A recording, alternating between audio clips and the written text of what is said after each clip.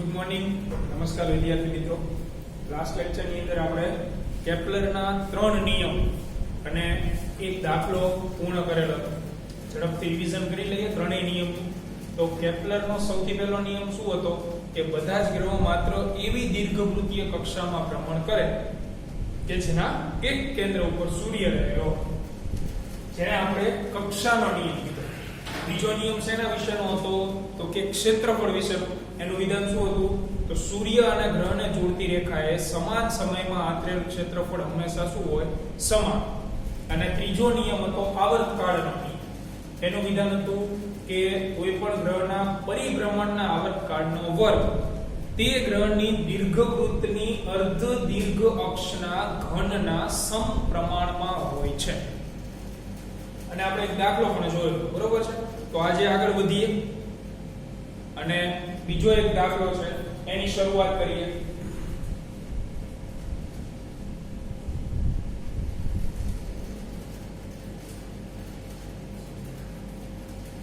તો સ્વાધ્યાયનો 8.14 નંબરનો દાખલો.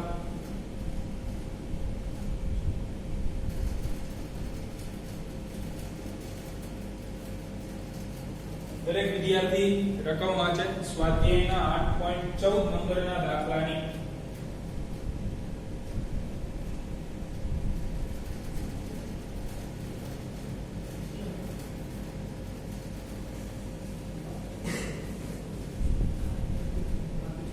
રકમ જુઓ તો આપણે કેપ્લરના ત્રીજા નિયમની અંદર એવું જોયેલું હતું કે આવર્તકાળ અને જે દીર્ઘવૃત્ત હોય એની અર્ધ દીર્ઘ અક્ષ, આના વચ્ચેનો સંબંધ આપણને આવી મળ્યો. e² ચલે છે. હવે જુઓ આને છે ને તમારે ત્રિજ્યા ગણીને ચાલવાનું. દાખલાઓ માટેની વાત છે. આને તમારે દીર્ઘવૃત્તની અથવા તો તમે એવું કહી શકો કે એનું જે વર્તુળાકાર માર્ગ છે એની તમે આ a ને શું ગણી શકો ત્રિજ્યા ગણી શકો. દાખલાઓની વાત છે. બાકી હકીકતમાં આપણને ખબર છે કે આ અંતર u એ આ અંતર છે, આવડું આ અંતર એ જેટલું હોય નહીં, પણ એટલી ડિટેલમાં આપણે જવાનું નથી. આ નિયમમાં તમને આવર્તકાળ અને ગ્રહના જે વર્તુળાકાર માર્ગ છે એની ત્રિજ્યા વચ્ચેનો સંબંધ આમાં મળે છે, બરોબર. એટલે આપણે રકમ જોઈએ 8.14 નંબરના દાખલાની. તો રકમમાં તમને કીધેલું છે કે શનિ ઉપરના વર્ષનો સમયગાળો પૃથ્વી પરના વર્ષના સમયગાળા કરતા 29.5 ગણો છે. એટલે આનો મીનિંગ એવો થાય કે પૃથ્વી ઉપર 1 વર્ષ પૂરું થાય ત્યારે શનિ ઉપર 29.5 વર્ષ પૂરા થઈ ગયેલા હોય એવું રકમમાં તમને આડકતરી રીતે કીધેલું છે. એટલે બે ગ્રહોની વાત છે, પૃથ્વી માટે અને બીજો ગ્રહ છે શનિ. તો શનિ માટે પૃથ્વી માટે તમને સમય આપેલો છે એટલે એની સંજ્ઞા આપણે લખીએ ટાઈમ ફોર અર્થ. એટલે એનો આવર્તકાળ આપણને ખ્યાલ છે. પૃથ્વીનો આવર્તકાળ શું હોય 1 વર્ષ હોય. પૃથ્વી જે છે એ પરિભ્રમણ કરે છે 1 વર્ષમાં પૂરું કરી નાખે. પણ શનિ માટે આ સમયગાળો આપેલો છે પૃથ્વીના 1 વર્ષના સમયગાળા કરતા 29.5 ગણો. એટલે શનિ જે છે એ 29.5 વર્ષમાં સૂર્યનું એક ચક્કર પૂરું કરતો હોય. આગળ જો પૃથ્વીથી સૂર્ય 1.50 10⁸ કિલોમીટર અંતરે હોય એટલે એને તમે કહી શકો રેડિયસ ફોર અર્થ. એટલે કે પૃથ્વીની ભ્રમણ કક્ષાની ત્રિજ્યા 1.50 10⁸ કિલોમીટર. જો તમે એને મીટરમાં ફેરવશો તો તમારે છેલ્લે જવાબ જે છે એ મીટરમાં આવશે, અને તમે કિલોમીટરમાં જ રાખશો તો છેલ્લે જે જવાબ આવશે એ કિલોમીટરમાં આવશે. એટલે આ થઈ ગઈ પૃથ્વીની ભ્રમણ કક્ષાની ત્રિજ્યા. આગળ પૂછેલું શું છે તો સૂર્યથી શનિ કેટલો દૂર હશે. એટલે શનિ ગ્રહ માટે આપણને ભ્રમણ કક્ષાની ત્રિજ્યા પૂછેલી છે. જો આકૃતિ બનાવવાની ટ્રાય કરીએ તો આવી રીતે થાય. આ સૂર્ય હોય બરોબર, એની આજુબાજુ જે છે એ પૃથ્વી સર્કલ ઉપર પરિભ્રમણ કરતી. તો પૃથ્વી જે છે એ પોતાનું એક સર્કલ એક વર્ષમાં પૂરું કરે છે અને સૂર્ય અને પૃથ્વી વચ્ચેનું અંતર એટલે પૃથ્વીની જે વર્તુળાકાર માર્ગ છે એની ત્રિજ્યા છે. અને એવી જ રીતે શનિ ગ્રહ આવે તો તમને સૂર્ય અને શનિ વચ્ચેનું અંતર મેળવવાનું કીધું છે. એટલે ઇનડાયરેક્ટલી શનિ માટેની શું તમને મેળવવાની કીધી છે? વર્તુળાકાર માર્ગની ત્રિજ્યા મેળવવાની કીધી છે. તો આના માટે આપણે કેપ્લરનો ત્રીજો નિયમ વાપરશું અને સાદું વાપરીએ એટલે બહુ સહેલાઈથી જવાબ મળશે આપણને. બરોબર છે? તો બંને ગ્રહ માટે કેપ્લરનો ત્રીજો નિયમ આપણે લખીએ કે પૃથ્વી માટે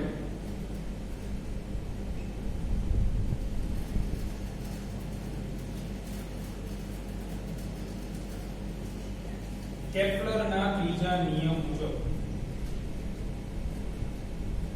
તો કેપ્લરના ત્રીજા નિયમ મુજબ આવર્તકાળનો વર્ગ એટલે ટાઈમ ફોર અર્થ એનો વર્ગ ચલે છે એની ભ્રમણ કક્ષાની ત્રિજ્યા એટલે re એનો શું લખાય? ઘન.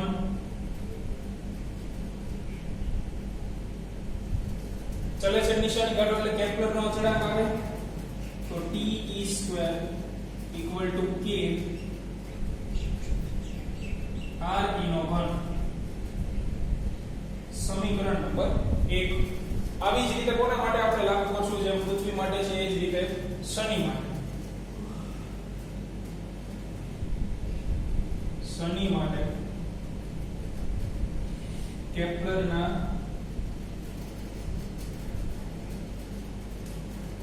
ત્રીજા નિયમ મુજબ. તો એના માટે શું લખાય? ts² ચલે છે rs નો ઘન. ચલે છે નિશાની કાઢો એટલે અચળાંક તો ts² = k * rs નો ઘન. સમીકરણ નંબર 2. તો આ બંનેનો આપણે ભાગાકાર લઈ લઈએ. સમીકરણ 1 ભાગ્યા સમીકરણ 2 કરતા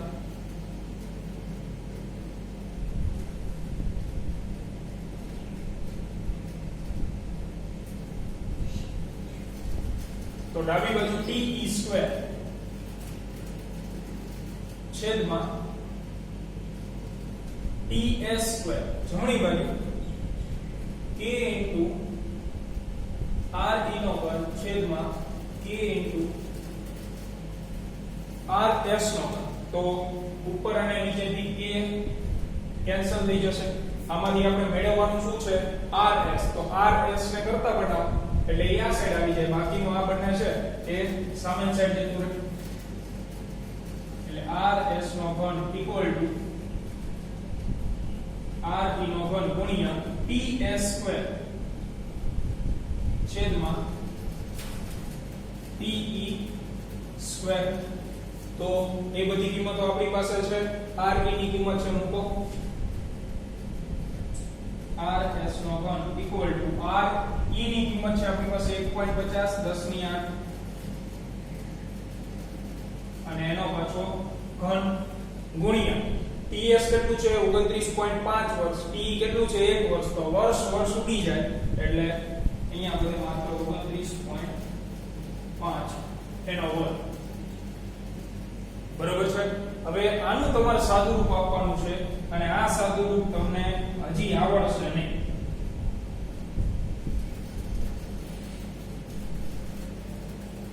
શું કામ નહીં આવડે? કારણ કે તમે કેલ્ક્યુલેટરની અંદર વર્ગમૂળ કાઢી શકો. ઘનમૂળ કાઢવું એ સહેલું નથી. કારણ કે કેલ્ક્યુલેટરમાં પહેલી વસ્તુ તો ઘનમૂળની સંજ્ઞા હોય જ. સાદા કેલ્ક્યુલેટરની વાત કરું છું. સાયન્ટિફિક કેલ્ક્યુલેટરનો ઉપયોગ તમે ગુજરાત બોર્ડની પરીક્ષામાં કરી શકશો નહીં. બરોબર છે?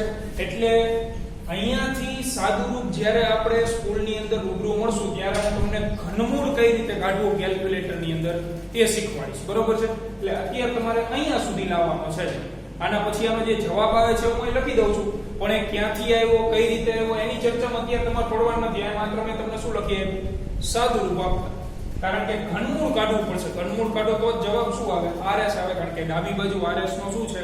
ઘન છે. એ જ્યારે આપણે રૂબરૂ મળીશું ત્યારે ઘનમૂળ કાઢતા શીખવી દઈશું, બરોબર છે? એટલે અત્યારે એની ચિંતા ન કરતા. તો તમારા દાખલાનો છેલ્લો જે આન્સર છે એ આવે છે 14.320 10⁸ કિલોમીટર. 14.320 10⁸ કિલોમીટર. બરાબર? એટલે આ ક્યાંથી આવ્યો, કઈ રીતે સાદુરૂપ આપ્યું, એની ચર્ચા અત્યારે આપણે બિલકુલ કરવાની નથી. આ દાખલો અહીંયા પૂર્ણ.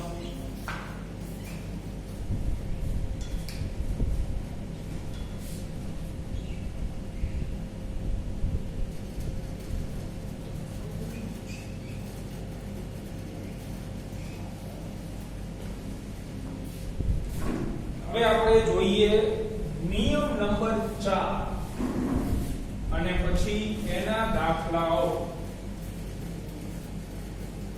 તો કેપ્લરના નિયમ અહીંયા પૂર્ણ નથી થતા, આગળ હજી એનો ઉપયોગ આવશે, તો એને મગજમાં ફિટ જ રાખવાના છે.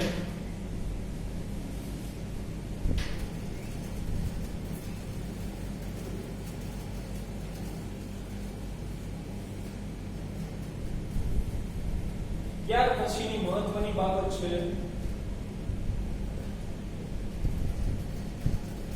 ગુરુત્વાકર્ષણનો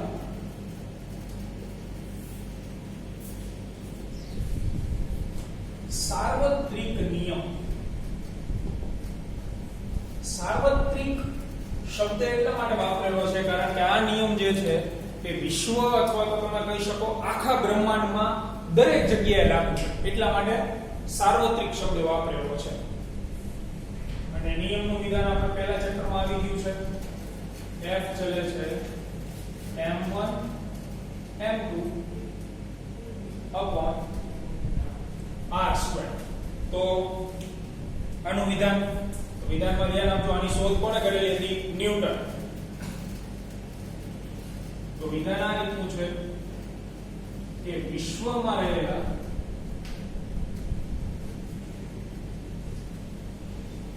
દળ ધરાવતા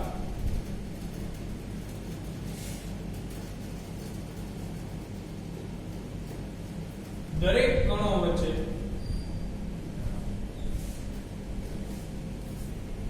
હંમેશા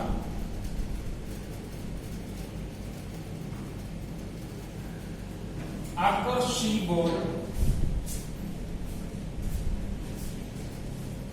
લાગતું હોય છે. આ પહેલી વાત કે વિશ્વમાં રહેલા દળ ધરાવતા દરેક કણો વચ્ચે હંમેશા આકર્ષી પ્રકારનું બળ લાગે.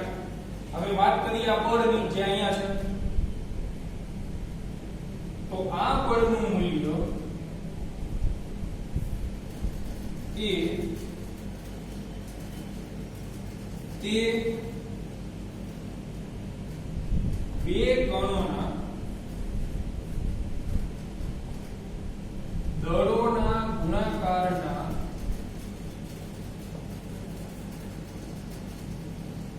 સમપ્રમાણમાં અને તેમની વચ્ચેના અંતરના વર્ગના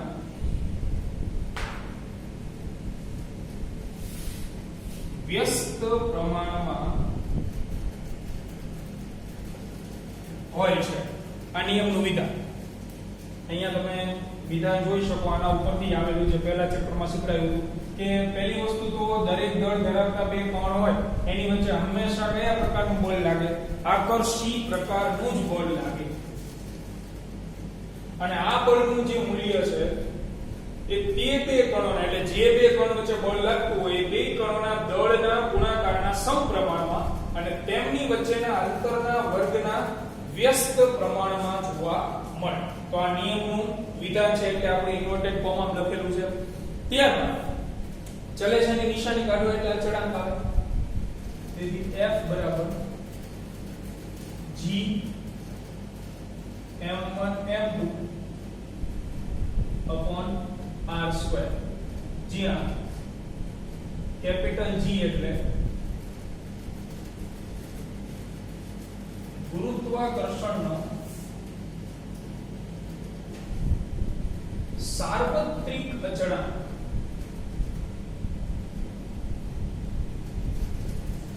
કારણ કે આ જે અચળાંક છે એનું મૂલ્ય એટલે દરેક જગ્યાએ કેવું હોય? સમાન. ક્યારે અચળાંક આ અચળાંકનું મૂલ્ય નહીં બદલાય. બાકીના બધા અચળાંકની હું વાત નથી કરતો. જો તમને ઉદાહરણ આપો, આપણે કેપ્લરનો ત્રીજો નિયમ જોઈ ગયા, એમાં આવું હતું. એમાં તમે કેપ્લરનો અચળાંક કે મૂકેલો હતો, તો ત્યાં મેં કીધું હતું કેપ્લરના અચળાંકનું મૂલ્ય સાર્વત્રિક હશે, દરેક જગ્યાએ સરખું હશે. એવી વાત નહોતી થઈ આપણે, કારણ કે તો જેવું લંબરૂપ હોય એ પ્રમાણે મૂલ્ય આવે. પણ અહીંયા એવું નથી. કેપિટલ G નું મૂલ્ય હંમેશા તમને દરેક જગ્યાએ એક સરખું જોવા મળે, ઓલમોસ્ટ. નાનો મોટો ફેરફાર રહી છે. તો જ્યારે પણ એક વસ્તુ યાદ રાખો કે ફિઝિક્સ ની અંદર જ્યારે પણ અચળાંક આવે ને, એટલે એની માટે ત્રણ બાબતો તમારે તારવવાની. કઈ ત્રણ બાબતો? પહેલું તો એનું SI એકમ મેળવવાનું, બીજું SI એકમ ઉપરથી એનું પારિમાણિક સૂત્ર મેળવવાનું, અને ત્રીજું એનું પ્રાયોગિક મૂલ્ય તમારે લખવાનું. પ્રાયોગિક મૂલ્ય આપણે યાદ જ રાખવાનું હોય, કારણ કે દાખલામાં એને આપણે મૂકવાનું થાય. એટલે જ્યારે પણ અચળાંકની વાત આવે તો આ ત્રણ બાબતો લખી જ નાખવાની. તો સૌથી પહેલી બાબત, કેપિટલ G નો SI એકમ આપણે મેળવીએ. તો SI એકમ મેળવવા માટે પહેલા તો તમારે સૂત્રની અંદરથી કેપિટલ G ને શું કરવા પડે? કરતા બનાવવા પડે. તો કેપિટલ G ને તમે કરતા બનાવો સૂત્રમાં, તો આ r સ્ક્વેર અહીંયા જતું રહે, એટલે f r સ્ક્વેર, અને m1 m2 છેદમાં આવતા રહેશે. તો છેદમાં m1 m2. આના ઉપરથી આનો SI એકમ શું બને? તો દરેકના SI એકમ લખો. F એટલે શું છે? બળ. બળનો SI એકમ શું હોય? ન્યૂટન. આ કોણ છે? અંતર. અંતરનો SI એકમ મીટર, પણ મીટરનો વર્ગ છે, તો ન્યૂટન મીટર સ્ક્વેર પ્રતિ. m1 એટલે કોણ? મીટર નથી હો. m1 એટલે કોણ છે? પહેલા પદાર્થનું દળ. m2 એટલે બીજા પદાર્થનું દળ. એટલે અહીંયા દળ હોય કિલોગ્રામમાં, તો કિલોગ્રામ ઇન્ટુ કિલોગ્રામ, તો કિલોગ્રામનો વર્ગ થાય. એટલે આ થઈ ગયો કેપિટલ G નો SI એકમ, ન્યૂટન મીટર સ્ક્વેર પ્રતિ કિલોગ્રામ સ્ક્વેર. હવે ધારો કે તમને એક માર્કમાં CGS એકમ પૂછાય, તો CGS એકમ હું તમને દર વખતે નહીં લખાવું, ધ્યાન રાખજો. આ પહેલી વખત છે એટલે લખાવી આપું છું. આનો જ તમને CGS એકમ પૂછે શું કરવાનું? તો આની સાથે કમ્પેરીઝન કરવાનું. ભાઈ અહીંયા બળ છે, તો બળનો CGS એકમ શું થાય? ચેપ્ટર નંબર 2 યાદ કરો, શું હતું? CGS એકમ શું હતો બળનો? ડાયન. ધાર્યું હતું ને આપણે 1 ન્યૂટન બરાબર કેટલા ધારવા હતા? 10⁵ ડાયન. એટલે CGS એકમ જે છે બળનો એ છે ડાયન. ત્યારબાદ અંતરનો CGS એકમ શું? સેન્ટીમીટર. પહેલા ગણનાને મારે યાદ કરાવવું પડશે કે CGS શું છે. C એટલે સેન્ટીમીટર, G એટલે ગ્રામ, S એટલે સેકન્ડ.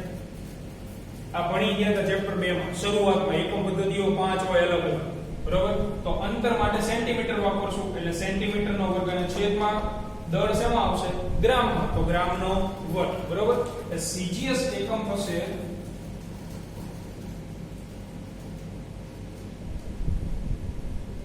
ડાયન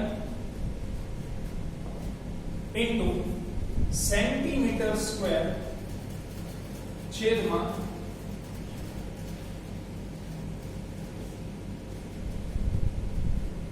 ગ્રામનો વર્ગ. તો આ જે છે એ કેપિટલ G નો CGS એકમ થાય. આ પણ પૂછાવા લાયક વસ્તુ છે, આ પણ છે. અને હવે આપણે પારિમાણિક સૂત્ર મેળવીએ. પારિમાણિક સૂત્ર તો બંનેના સરખા જ આવે.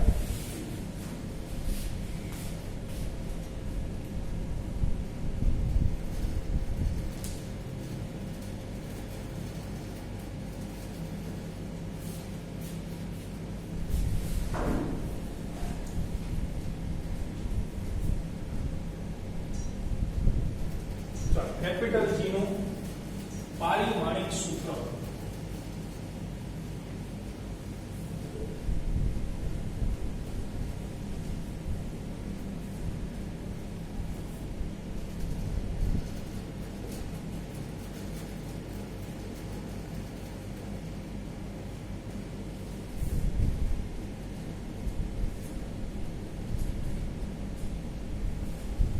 તો એસઆઈ એકમ તો આપણી પાસે છે ન્યૂટન મીટર સ્ક્વેર પ્રતિ કિલોગ્રામ સ્ક્વેર. હવે આમાં તમને દરેકના પરિમાણ ખબર હોવા જોઈએ. જેમ કે ન્યૂટનની વાત કરીએ તો ન્યૂટન માટે શું લખાય? m1 l1 t - 2 112 યાદ રાખવાનું કીધું તો ના પડે. ત્યાર પછી મીટર માટે શું લખાય? ml કે t l અને છેદમાં શું છે? કિલોગ્રામ. તો કિલોગ્રામ માટે દળ હોવાથી m1. તો આ ત્રણેય જે છે એ અહીંયા મૂકો. તેથી કેપિટલ G નું પારિમાણિક સૂત્ર ન્યૂટનની જગ્યાએ m1 l1 t - 2. ત્યાર પછી મીટર સ્ક્વેર એટલે l ની કેટલી ઘાત લખશો? 2 ઘાત આવે ને. અહીંયા l1 છે, તમે અહીંયા l1 મૂકવાના છો મીટર ની જગ્યાએ, પણ એની કેટલી ઘાત છે? 2, એટલે l ની 2 ઘાત અને છેદમાં m1 પણ m1 ની 2 ઘાત એટલે m ની પણ 2 ઘાત. તો આનું સાદું રૂપ આપણે આપીએ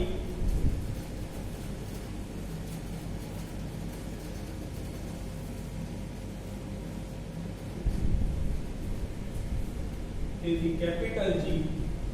તો m ની 2 ઘાત ઉપર જાય તો 1 ઘાત હતી, 1 - 2 માઈનસ 1. l ની કેટલી ઘાત વધશે? તો 1 ઘાત છે, બીજી 2 ઘાત છે એટલે l ની કેટલી થઈ જશે? 3. t ની તો t વડે એક જ પદ છે -2. આ તમે પાછળ કોષ્ટક આપેલું 214 નંબરના પેજ ઉપર ત્યાં ક્રોસ વેરીફાઈ કરી શકો. જો ગુરુત્વાકર્ષણના સાર્વત્રિક અચળાંકનો હવે તમને પારિમાણિક સૂત્ર બનાવતા આવડી જાય. એટલે આવી રીતે આપણે દરેક રાશિઓ ભણતા જવાની છે અને જોડે જોડે એના પારિમાણિક સૂત્રો બનાવતા જવાના છે. ચલો, બે બાબત આપણે પૂરી કરી, SI એકમ અને પારિમાણિક સૂત્ર. ત્રીજી વાત કઈ હતી? તો પ્રાયોગિક મૂલ્યો.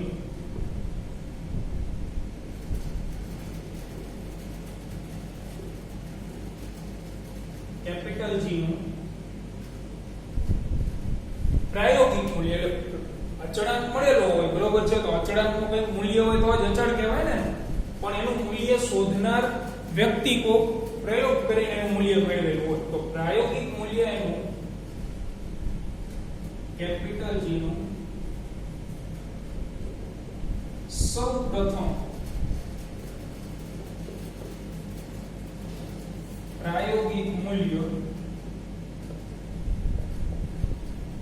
કેવેન્ડિશ નામના વૈજ્ઞાનિકે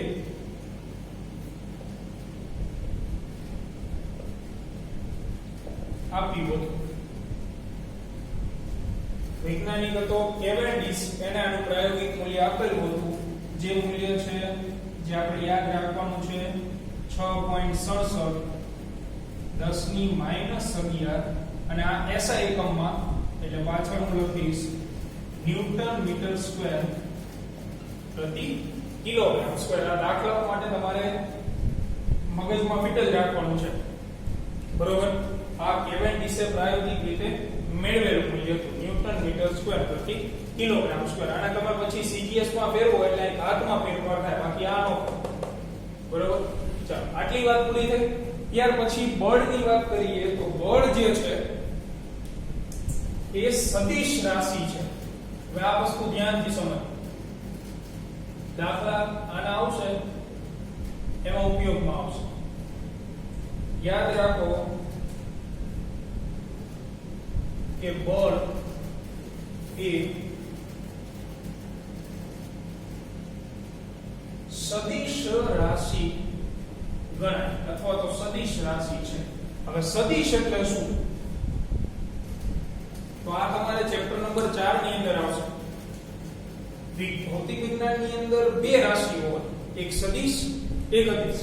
સદિશનો મીનિંગ એવો થાય કે જે રાશિઓ દિશા સાથે દર્શાવી શકાતી હોય તો એને સદિશ કહેવાય, અને જે રાશિઓ દિશા વગર દર્શાવી શકાતી હોય તો એને શું કહેવાય? અદિશ કહેવાય. બરોબર. આપણે બળની વાત કરીએ તો બળ સદિશ છે. શું કામ? કે બળ તમે લગાવો છો પણ કઈ દિશામાં લગાવો છો એ પ્રમાણેનું પરિણામ મળવાનું છે. તમે આ પેન પડેલી છે, હું ખાલી એમ લખું કે ભાઈ આ બોલ પેન ઉપર 5 ન્યૂટનનું બળ લાગે છે, તો કોઈ પણ વ્યક્તિ ડિસાઈડ ન કરી શકે કે બોલ પેન કઈ બાજુ ખસે. શું કામ? કે 5 ન્યૂટનનું બળ લાગે છે પણ કઈ બાજુ લાગે છે એવું કીધેલું રકમમાં નથી કીધેલું.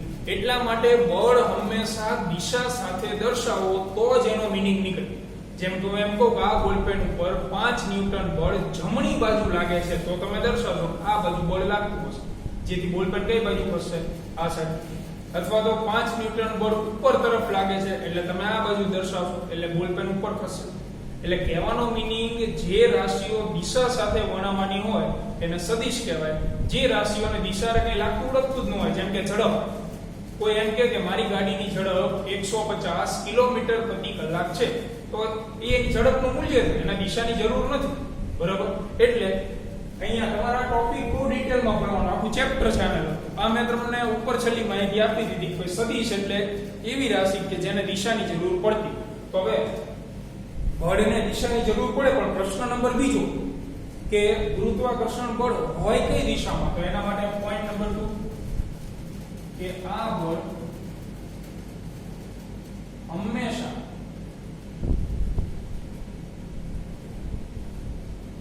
બે પદાર્થોને જોડતી રેખા પર અને મોટા પદાર્થ તરફની દિશામાં હોય છે. આ અત્યંત મહત્વનો મુદ્દો, કારણ કે દાખલામાં તમે આકૃતિ જે દોરશો એ આકૃતિની શરૂઆત જ આ મુદ્દાથી થશે. બરોબર. આ વસ્તુ સમજાવું તમને. ચાલો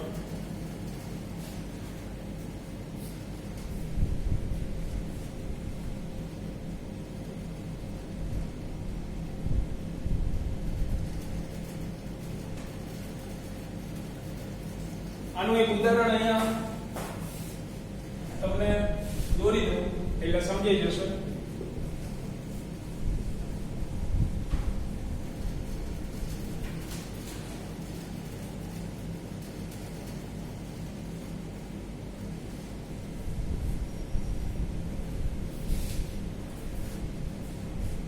પહેલી વસ્તુ તો બળ હંમેશા મોટા પદાર્થ વડે લાગે. ટૂંકમાં જેનો દળ વધારે હોય ને એનો. દાખલા તરીકે આપણે પૃથ્વી ઉપર રહી છે, બરોબર, તો માણસ જે છે એ પૃથ્વી ઉપર બળ લગાડે કે પૃથ્વી માણસ ઉપર? પૃથ્વી માણસ ઉપર લગાડે. શું કામ? કારણ કે કોઈ પણ પદાર્થ તમે ઉપર ફેંકો તો એ પદાર્થ ક્યાં આવી જાય છે? નીચે. શું કામ? કોના વડે? કારણ કે પૃથ્વીનું ગુરુત્વાકર્ષણ બળ છે. એટલે પૃથ્વી જે છે એ પદાર્થને ખેંચે. એટલે કહેવાનો મીનિંગ જે પદાર્થ મોટો હોય એ નાના પદાર્થને પોતાની તરફ શું કરે? ખેંચે. એટલા માટે આ બળ કેવું છે? આકર્ષી પ્રકારનું છે. મોટો પદાર્થ નાના પદાર્થને પોતાની તરફ ખેંચવાનું કામ કરે. એટલે આપણે ઉદાહરણ લઈએ. ધારો કે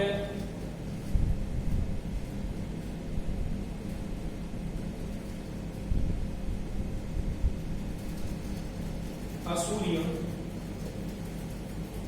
અને અહીંયા છે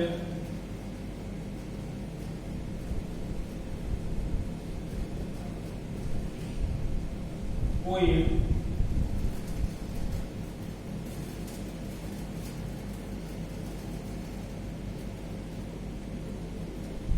અવકાશી. હવે પહેલી વસ્તુ તો કોણ કોના ઉપર બળ લગાડે? અવકાશી સૂર્ય ઉપર બળ લગાડીએ? અવકાશી ધક્કો મારીએ કે સૂર્ય? શક્ય નથી. પણ સૂર્ય અવકાશી ખેંચે કે ન ખેંચે?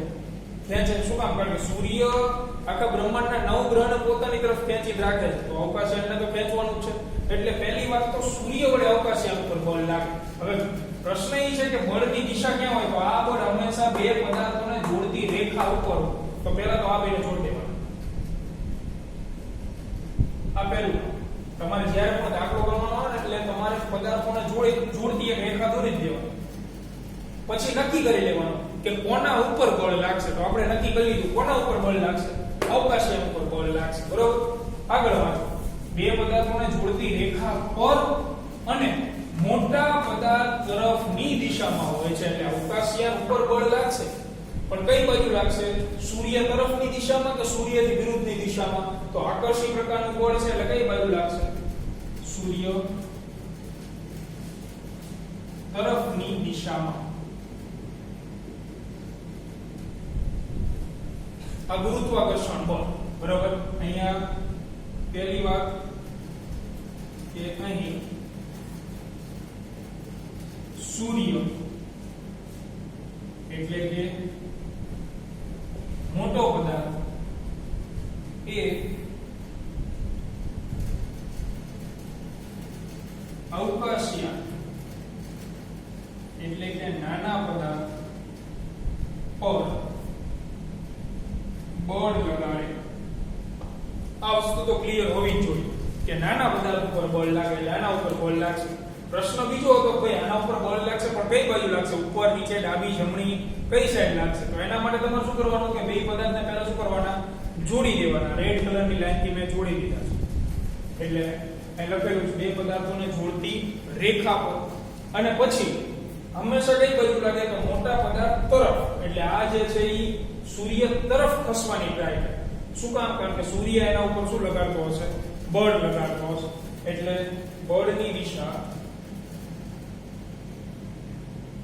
આકૃતિ મુજબ જોવા મળે.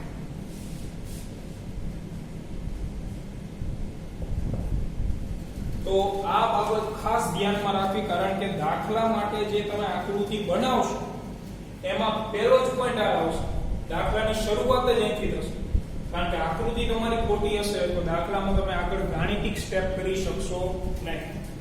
તો હવે આને લગતો એક દાખલો આપણે જોઈએ.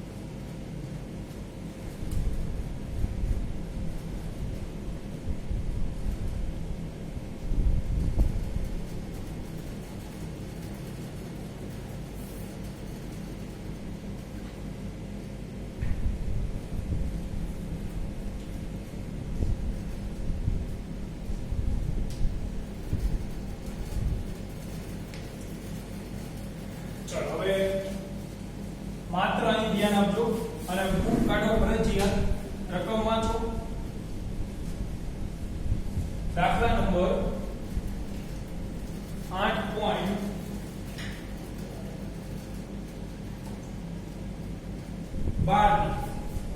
સ્વાધ્યાયના 8.12 નંબરના દાખલાની રકમ વાંચો. આ માત્ર સમજવાનો છે આપણે અત્યારે.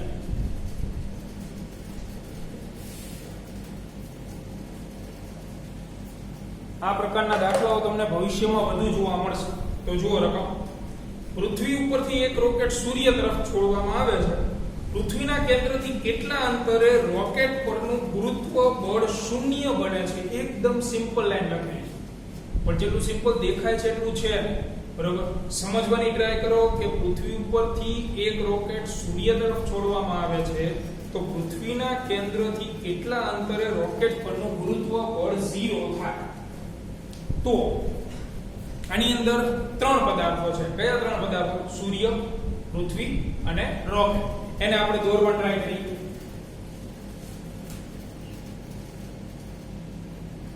આ સૂર્ય,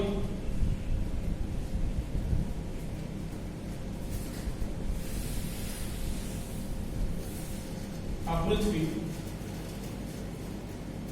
અને રોકેટ છે ધારો કે અહીંયા, જેને પૃથ્વી ઉપરથી આપણે સૂર્ય તરફ છોડીએ છીએ એટલે રોકેટ આ બાજુ આગળ વધે છે.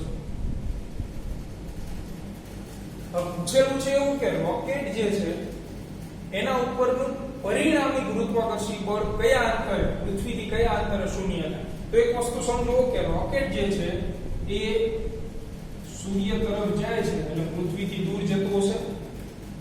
તો પૃથ્વીથી દૂર જાય એટલે પૃથ્વી વડે રોકેટ ઉપર લાગતું બળ શું થાય? વધે કે ઘટે? ઘટતું જશે. શું કામ? કારણ કે F બરાબર gm/2/r². અંતર વધે તો બળ શું થાય? ઘટે. એટલે રોકેટ જેમ જેમ પૃથ્વીથી દૂર જશે એમ પૃથ્વી વડે રોકેટ ઉપર લાગતું બળ ઘટશે.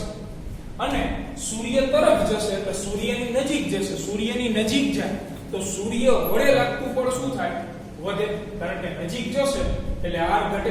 r ઘટે તો F વધે. એટલે કન્ડિશન આ રીતની છે. જો પહેલા રોકેટ જે છે પૃથ્વી ઉપર છે એટલે પૃથ્વી વડે રોકેટ ઉપર મેક્સિમમ બળ લાગે છે અને સૂર્ય વડે રોકેટ ઉપર શૂન્ય બળ લાગે છે. હવે રોકેટ નીકળ્યું સૂર્ય તરફ એટલે પૃથ્વી વડે લાગતું બળ ઘટતું ગયું. સામે સૂર્યની નજીક આવે છે એટલે સૂર્ય વડે લાગતું બળ વધતું ગયું. એક સમયે આ બંને બળ શું થઈ જાય?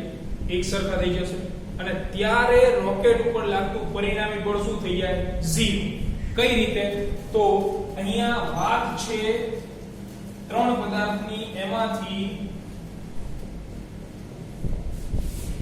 નાનામાં નાનો પદાર્થ કયો છે ત્રણેયની અંદર? સૂર્ય, રોકેટ અને પૃથ્વીમાં. તો રોકેટ નાનામાં નાનો પદાર્થ છે. તો મેં પહેલા જ કીધું નાના પદાર્થ ઉપર બળ લાગે, મોટા પદાર્થ વડે. તો આના ઉપર કોના વડે બળ લાગશે? એક તો સૂર્ય વડે લાગશે અને બીજું પૃથ્વી વડે લાગશે. એટલે રોકેટ ઉપર સૂર્ય વડે બળ લાગે અને પૃથ્વી વડે બળ લાગે. તો આપણે બે બળની દિશા નક્કી કરીએ. તો દિશા નક્કી કરવા માટે મેં તમને સાવ સિમ્પલ રસ્તો શીખવાડ્યો. પહેલું કામ તમારે શું કરવાનું? તો બે પદાર્થોને સપ્રેમ જોડી દેવાના. તો મારે પહેલા સૂર્ય વડે લાગતું બળ જોતું છે. સૂર્ય સાથે રોકેટને જોડો. इसको जोड़ डाला. ત્યાર પછી શું થાય? તો હવે સૂર્ય વડે લાગતું બળ, તો રોકેટ જે છે એ સૂર્ય ઉપર બળ લગાડે કે સૂર્ય રોકેટ ઉપર બળ લગાડે? સૂર્ય લગાડે ને. અને કોના તરફ લાગે? સૂર્ય તરફ લાગશે. એટલે સૂર્ય તરફ લાગતું બળ કઈ બાજુ આવે? આ સાઈડ. આને તમે કહી શકો Fs એટલે ફોર્સ ડ્યુ ટુ સન. અને ત્યારબાદ પૃથ્વી વડે બળ. તો પૃથ્વી વડે બળ જોતું હોય તો વળી પાછી જ પ્રોસેસ. હવે પૃથ્વી અને રોકેટ બેને જોડશું. આ જોડી દીધા. કોના વડે કોણ બળ લગાડશે? પૃથ્વી લગાડશે રોકેટ ઉપર કે રોકેટ પૃથ્વી ઉપર? મોટું કોણ? પૃથ્વી. એટલે કોણ લગાડે? પૃથ્વી લગાડે. તો રોકેટ ઉપર પૃથ્વી વડે બળ લાગે. કઈ બાજુ લાગે? પૃથ્વી તરફ. તો પૃથ્વી જીતું. તો મોટો પદાર્થ તો આ જ છે. એટલે મોટા પદાર્થ તરફ જ બળ લાગતું હોય. તો મોટા પદાર્થ તરફ લાગતું બળ F અર્થ. આ બે બળ સરખા થઈ જાય એટલે રોકેટ ઉપરનું પરિણામી બળ શું થઈ જાય? 0. આ વસ્તુ યાદ રાખજો. રોકેટ ભલે આમ જતું હોય, બળ આમ ન લાગે પૃથ્વી વડે. મોટા પદાર્થ તરફ બળ લાગે. આ વસ્તુ મગજમાં એકદમ ફિટ કરી લેજો. મોટા પદાર્થ તરફ. એટલે આ બેની જો આપણે વાત કરતા હોય સૂર્ય વડે અને પૃથ્વી વડે, તો સૂર્ય વડે હું વાત કરું તો સૂર્ય તરફ, પૃથ્વી વડે વાત કરું તો પૃથ્વી તરફ. નાનો પદાર્થ હોય એને પકડવાનો. બરાબર છે? એટલે અહીંથી આપણે સાદું રૂપ આપો એટલે બહુ સિમ્પલ જવાબ આવે. તો આ વસ્તુ આપણે નેક્સ્ટ લેક્ચરની અંદર કન્ટિન્યુ કરીશું. આ દાખલો અત્યારે મેં તમને ઉપર ચડી માહિતી વ્યવસ્થિત આપી દીધી, પણ આવતા લેક્ચરમાં આ જ દાખલો આપણે કરવાનો છે. તો પહેલા ગુરુત્વાકર્ષણ બળ એની ડિટેલ સમજી લેવી. બળ સદિશ રાશિ છે, કઈ રીતે દિશા આવે છે એ સમજી લેવું. આવા દાખલાઓ તમને અઢળક જોવા મળશે. મળીએ નેક્સ્ટ લેક્ચરની અંદર.